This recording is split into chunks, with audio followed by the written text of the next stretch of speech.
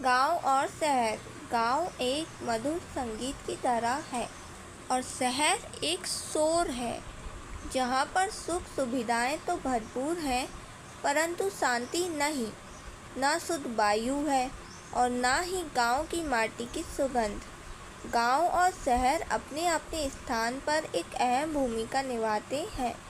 दोनों ही अपनी अपनी जगह अद्भुत हैं, परंतु वो कहते हैं ना कि जहाँ अच्छाइयाँ होती हैं वहाँ बुराइयाँ अपने आप उत्पन्न हो जाती हैं।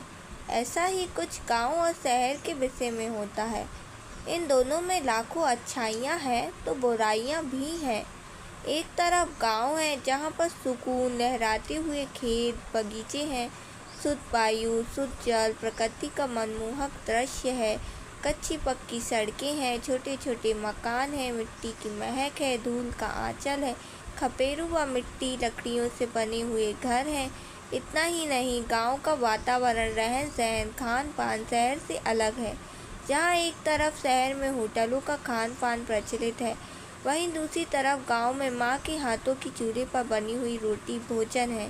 शहर में गांव की अपेक्षा अनेकों सुख सुविधाएं हैं, परंतु यदि गांव में अपने साथ हो तो यह कमियों का एहसास ही नहीं होता। यदि गांव का कोई व्यक्ति शहर जाए तो उसे देखने घूमने के लिए बहुत कुछ होता है। बड़ी बड़ी आसमान को छूती हुई इमारतें होती हैं, जगमगाती हुई रोशनी होती है, बड़े बड़े मॉल, रेस्टोरेंट, दुकानें होती हैं। घूमने के लिए कृत्रिम प्राकृतिक वातावरण वाले पार्क होते हैं, चिड़ियाघर होता है, यहाँ पर नए नए प्रकार के जानवर होते हैं, सिनेमा घर होता है, अस्पताल होते हैं, स्कूल, कॉलेज, एकेडमी व कुछ सीखने व सिखाने के स्थान होते हैं, सर्कस होता है। अनेकों ज़रूरतों व मनोरंजन सुख सुविधाओं का हर एक माध्यम शहर में उपस्थित होता है।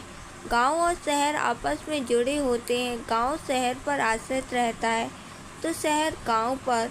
जहाँ एक तरफ अनेकों वस्तुओं व मनोरंजन, शिक्षा दीक्षा, खेल कूद, अनेकों बुनियादी आवश्यकताओं के लिए गांववासी शहर पर आश्रित रहते हैं, वहीं दूसरी तरफ हर मनुष्य की मुख्य आवश्यकता की वस्तु अनाज होती है, जिसके बिना कोई भी व्यक्ति अपना जीवन यापन नहीं कर सकता।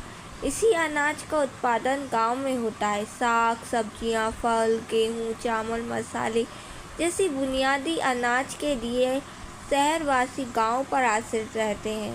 गांव की अधिकांश आबादी खेतों बगीचों में ही काम करती है। दिन भर कड़ी धूप में तपते हुए किसानों का शरीर कठोर हो जाता है। ना उस पर गर्मी का अधिक असर पड़ता है और ना ही ठंड का। वह अपना कार्य बड़ी ही लगन व शिद्दत से करता है।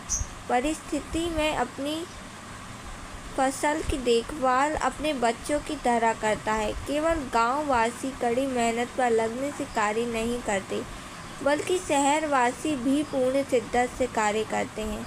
गांव से पलायन कर चुके लोग शहर का नक्शा बदल देते हैं। छोटे छोटे गांव से निकले हुए इंसान शहर में ही नहीं बल्कि पूरी दुनिया में अपना नाम इतिहास के पन्नों पर दर्ज कराते हैं। गांव शहर से कम नहीं होता, क्योंकि यदि गांव नहीं तो शहर नहीं, यदि गांव नहीं रहेगा तो खेत बगीचे नहीं रहेंगे, और यदि खेत बगीचे नहीं रहेंगे तो अनाज नहीं रहेगा, और यदि अनाज नहीं तो भोजन नहीं, भोजन नहीं तो इंसान नहीं, और यदि इंसान ही नहीं होगा तो ऐसा शहर और उसकी सुख सुविधाओं के कार्य व वस्तुएं किस काम की। उपरोक्त लिखित कथन से मेरा कदापि यह तात्पर्य नहीं है कि शहर में किए जाने वाले कार्य व्यर्थ हैं। कोई भी अच्छा कार्य जो किसी विशेष उद्देश्य से किया जाए वह कभी भी व्यर्थ नहीं होता। शहरों में उपस्थित सुख सुविधा आवश्यकताओं की पूर्ति के लिए किए जाने वाले संपूर्ण कार्य महत्वपूर्ण होते हैं। हर वस्तु कार्य की अपनी अपनी अहमियत होती है। यदि अति आवश्यक कार्यों में से किसी भी कार्य को रोक दिया जाए तो संपूर्ण देश का संचालन सुचारू रूप से नहीं किया जा सकता है। जिस प्रकार अनाज उत्पादन करना अत्यधिक महत्वपूर्ण कार्य है, उसी प्रकार शिक्षा प्राप्त करना भी महत्वपूर्ण कार्य है, क्योंकि बिना शिक्षा के व्यक्ति मूर्ख होता है और मूर्ख पशु की भांति होता है। जो क्रोध में आकर गलत फैसला, गलत कार्य कर देता है। इसी तरह हम शहर व गांव के बारे में कितना कुछ भी बताएं, वह कम है। समाप्त।